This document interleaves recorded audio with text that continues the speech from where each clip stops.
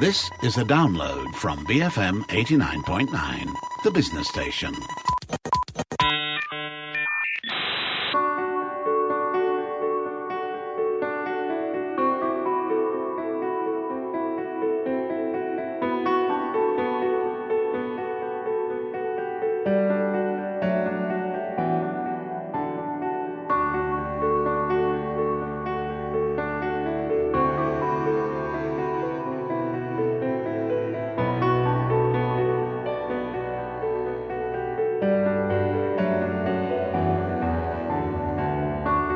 This might not be known by a lot of people, but there's a very fundamental relationship between our emotions and truth. And also, that is actually very important for how we behave in the workplace. So how can we understand this relationship and why is this so important in business? This is Raise Your Game on Enterprise. I'm Christine Wong, and I'm speaking today to Hetal Doshi, organisational psychologist, all about emotions and truth in the workplace. First of all, thank you so much for coming in to the studio. I understand you're like super busy, so it's great to actually have you here as well. Thanks so much for having me again, Christine. Yeah, no worries. And it sounds like a kind of silly question, but what do you actually mean when you talk about emotions? Not a silly question at all, probably a really powerful one. So if you break it up, the word emotions can be taken out into two, which is E and motions. Motions meaning movement, and E comes from the word energy. And if you ask me, I think the only thing that organization needs to look after is the energy in the organization itself and how it moves between each other and for the company itself. So emotions basically means movement of energy. From me to you, right back at me. Okay. Yeah. All right. And we've kind of talked about this off air a little bit, but you've mentioned something so interesting, which is that your emotions can really affect how you tell the truth, essentially. So what's that relationship like? What's the relationship between emotions and truth? Yeah. So, I guess if you ask anyone, how are you feeling today? They'll just say, okay, not okay, good, not good. But that's always a lie. I have this funny story about a friend of mine, and after a breakup, I asked him how he felt, and he's like, I'm fine. And then, we sat down, chilled for a little while, and I got him to, as we went along, I asked him, dude, how do you really feel? And he was like, yeah, when I asked him how he really felt, he said, I'm angry. I'm like super angry. Gave it a bit more time, asked him how he felt, and he's like, actually super devastated. And I knew he still wasn't getting at the truth. And if he didn't get to the truth, he would take a very long time to behave the way that he wanted to. And so I asked him one more time, but then knowing I'm a psych. So the fourth time I asked him was when I could see his whole body moving. And that's a sign, typically, when a person's being very truthful, you would see that their body is moving quite authentically. And it kind of went in a very rested pose. And he said, well, I'm completely hurt. And that's when I knew he had come to the truth. And only when you come to the truth of how you're really feeling, you can then begin to move in a pathway that can take you to where it is that you need to go. And I think in organizations, a lot of us lie to each other about how we're really feeling. In a country like Malaysia, very much unlike Western countries, we have a very passive-aggressive culture where the truth is one thing in front of the person and then it's completely different behind the person's back. And that prevents things from moving in an organization in an accelerated or expedited manner. And this is what we call the feel and do quotient. So if you're not being accurate about how you feel, you can never do in accordance to what needs to be done. Right. I think that's definitely true especially in Asia. There's this kind of culture of like saving face and kind of your reputation and having kind of one persona in public and one persona in private. And it's really frustrating because it does kind of hold you back a lot. And I think that when it comes to communication, especially, it can be so difficult to actually gather, what is someone's true agenda behind what they're saying. Yeah. And you will never really know kind of, what their objectives are unless they're being honest with you, which is so difficult to tell. Absolutely. Right. And given that authenticity is one of the most important things in building a relationship, that can completely come in the way as well. Right. Yeah. So, in that case, right, it sounds like our emotions have a lot of power over us, potential power anyways, and that, it can actually play a huge role in the way that we behave and the way that we, speak to other people, communicate. So what are some ways to kind of flip the script and instead of our emotions controlling us, do it the other way around and control our emotions instead? Yeah, nice version of the truth, which is how do you flip the switch? So really, when it comes to emotions, what happens to us is first a situation takes place. A situation, for example, there has been favoritism in the workplace and you've experienced that for yourself. Instead of thinking about it, when the situation takes place, you automatically feel something about it and you begin to behave in accordance to that feeling. Whether you say it accurately or you don't say it accurately, you behave in accordance to how you feel. And that kind of leads you to unintended outcomes. For example, when you've experienced favoritism in the workplace, you feel dejected and you begin to maybe start taking MCs or not put in too much of work. And the outcome of that is something that you don't intend. The outcome of that could be that you don't get the promotion that you wanted because you were behaving in that way. Or it could be that your boss likes you even less, which is not your intention either. So to flip the switch is to then reverse the entire process. Emotional intelligence is actually the understanding of yourself and the situation in order to achieve an intended outcome rather than an unintended outcome. So what that means is that when a situation takes place, rather than feeling, it's okay to feel. That is data, but it doesn't have to be direction. The first thing that one needs to do is to take a step back and ask, what is it that I really want in this situation? We worked with groups of people who felt that favoritism was a big part of how they were experiencing the organization. We asked them what it is that they really wanted. They said they wanted to be treated fairly. So the idea behind intended outcomes is that you cannot focus on what you can't control. That's why people get emotional. You will never be treated fairly. Even a mother doesn't treat her 3 children equally fairly. And so a lot of people then move into a new part of their brain that they never did before, which is what can you control in the situation that you really want still? And so they said, okay, well, what we really want still is to still get that promotion and still get a bonus. And we double check with them, can you control that? They said yes. And the moment you say yes to what it is that you can control, what you want, you begin to feel differently. There are 3 different feelings that typically people will have. Number 1, curious, constructive, and calm assertive. And once you get to that stage, you begin to move in terms of the behavioral choices that you have. And these behaviors can cost you all kinds of positive things in your life rather than bringing the consequences that you didn't want before. So that's pretty much how you flip the switch. But is that easy? No. Of course not. Completely right? not. Yeah. And you've mentioned some really, really fascinating points. For instance, I love what you said about emotions as data, not direction. I think that's so interesting because that is what you feel a lot of the time that you, when you feel something, it often spurs you to do something about it. As you said, that kind of quotient, right? And to kind of assess that and be like, okay, I'm feeling this right now, but I don't have to act on this instantly. I have to kind of figure out why it is I'm feeling the way that I'm feeling and then act accordingly. Yeah. I think it's really fascinating. Then you also talked about control and in a previous interview, I spoke to another kind of a leadership person, and she said basically that there are 2 things in life, and there are areas in your control and areas beyond your control. And I think that really resonates here. Really, what you can affect is what you can affect, and you shouldn't worry or shouldn't spend so much time feeling the way that you feel about those areas outside of your control. That's true. It's okay to feel that way, but I guess the more important question is what is it that you really want in the end anyway? Right. Yeah. Okay, well, it's time for a quick music break, but after that, I'll continue speaking to Hetal Doshi about the application of emotions in the workplace, so stay tuned to Enterprise on BFM 89.9.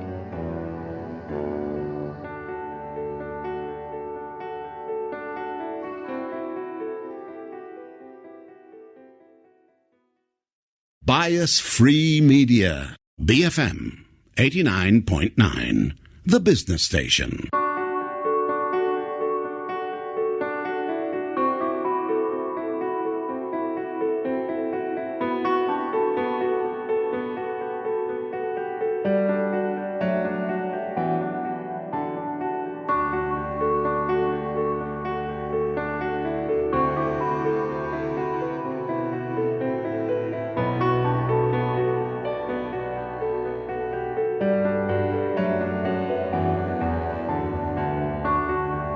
You're listening to Raise Your Game. on Enterprise. I'm Christine Wong, and before the break, I was speaking to Hetal Doshi about the relationship between emotions and truth and how our emotions can have a lot of power over us. We kind of talked a little bit about how to control our emotions as well, but I wanted to kind of, let you give me a few examples of how that might manifest in a workplace situation. You mentioned favoritism earlier, but, what are some other ways that this kind of dichotomy might manifest? Yeah. So we have so many challenges that employees or leaders experience in the workplace. And, I'm a big believer that whatever you experience affects your emotions and therefore everything else as well. I just maybe like to give you a couple of examples of what we do when we experience situations like this. It's hilarious, but it's extremely powerful as well. So we kind of get two people who kind of disagree with what's going on and get them together and kind of call out the truth on it. And we get them to hug. Okay. Which is completely strange. Yeah. And the idea behind this is that hugging has been proven that extremely effective outside the workplace. But in essence, when, the first thing that happened to us when we were children or babies was when we started crying, somebody hugged us. And typically it would be our mom or someone who we felt like we were protected by. Mm-hmm. Kind of releases this hormone called oxytocin, right, which allows us to build a stronger bond. Mm-hmm. And so as long as it's the same gender, we try to do this in the workplace. We get them to kind of hug and they find it completely awkward and they hate it. They kind of almost feel offended by something like this. We don't force them to do it, but once they start hugging, we kind of make them hug for like 3 minutes, which is hilarious. Yeah, still. That sounds kind of awkward. It's super awkward. But it's being human. Right. And what does that accomplish? Afterward, they stop hugging for 3 minutes. They kind of stop resisting each other for a little while because it's awkward. They kind of resist each other. There's no conversation. It's just hugging, right? At the end of 3 minutes, they kind of look at each other and they're like, okay, so how do we make things better? Right. So it kind of moves away from decades of issues. And we're not saying that they typically have an issue and then they're completely fine after that. But they realize that they've just been so far apart, they haven't been listening. Right. And they're willing to give each other a chance. So it kind of promotes, I guess, empathy through that kind of physical touch and kind of realizing that the other person that you're arguing with is like a human being, I suppose. Absolutely. Yeah. And it kind of moves away from the entire notion of hierarchy or superiority or even legacy from prior to that. Right. Hugging is not the only thing that we do, though, because sometimes it becomes very just awkward and strange. But there are a lot of mature companies that are okay with trying that out. Right. The other thing that we do is something called Tea Talk, where you only have 5 minutes to kind of only talk about how you're feeling in that situation. And the other person talks about how they're feeling in that situation. You're only allowed to talk about how you are feeling, not what you're doing or what you were trying to justify through your behavior. Right. And through expressing how you truly feel in this 5-minute conversation and the other as well, you're not allowed to interject at all. And then you take 5 minutes to just pause and then make a decision about what you want to do for the other person. You find that a lot of these long war room conversations can be broken down to 15 minutes where people then just make a decision, okay, this is what I want to do for you from here. Because through your story, I care for you. Through that story about how you're feeling, I don't want to make you feel this way anymore. Right. So I'm going to do this for you, and what are you going to do for me as well?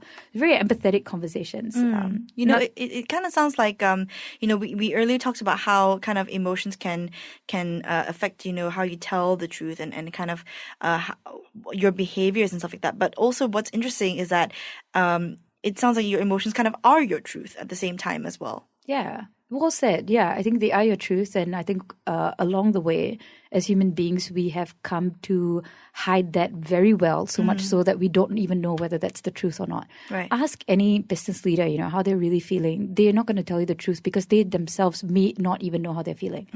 Sometimes I take almost about 10 tries of how you're feeling before I can get to a leader actually explaining how they're truly feeling. Right. And then you watch their body moving and you know that they're telling the truth. But almost 10 tries before sometimes they figure out how they themselves are feeling. Right. So, okay, if let's say someone is listening to this and some of this conversation is striking a chord and they want to actually kind of I guess, analyze themselves, but to kind of, ask themselves these questions and kind of ask themselves, to get to the root of how they are truly feeling, right? So what can they do to figure that out? I think if it is a really difficult situation and if you have come to the truth, you will automatically cry. Yeah. Mm-hmm. There will be a small tear, or there will be some discomfort or a final rested position.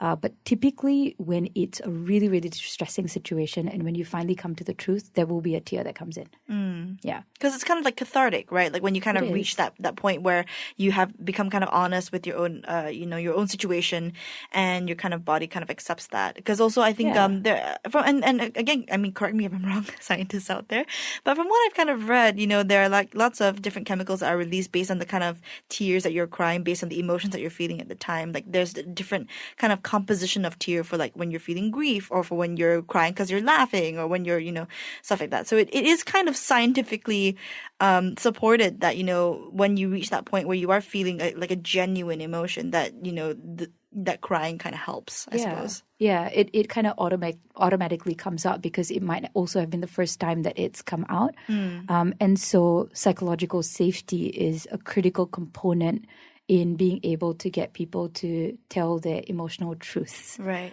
And they can only do that if they feel safe. And okay, so as my kind of last question, how can you take, what we've talked about and maybe apply it to other people that you see in the workplace? Let's say if you see like a colleague that you think might be kind of struggling, how can you maybe try to help? That's a really, really good question. What you can do is probably tell them what you observe of them and what you're sensing through their behaviors rather than anything else. So say, for example, hey, when I look at you, sometimes I sense that you're not completely okay. And I thought, might you want to have a conversation about it? So not saying, hey, when I look at you, your face are chalat. No. But more like, hey, I'm really sensing that there might be something that's going on with you. Right. Would you like to have a conversation about it? So just to kind of give them the option to talk about it, not being accusatory or not being, kind of like, oh, there's something wrong with you. But just to kind of ask them, okay, this is what I've noticed. Do you want to do something about it? Yeah, a really good word is I'm sensing. So you take ownership for it rather than you say that the person's feeling that way. Right, okay. And you probably would say, I'm just not sure where this coming from, but I knew I had to talk to you about it. Okay. Yeah.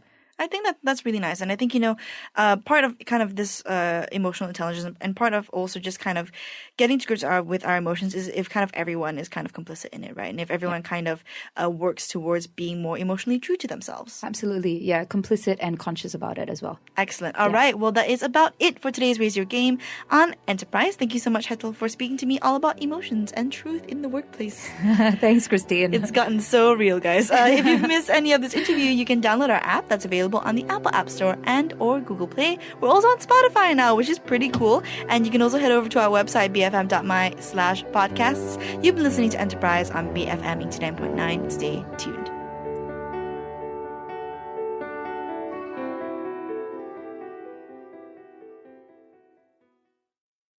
Thank you for listening to this podcast.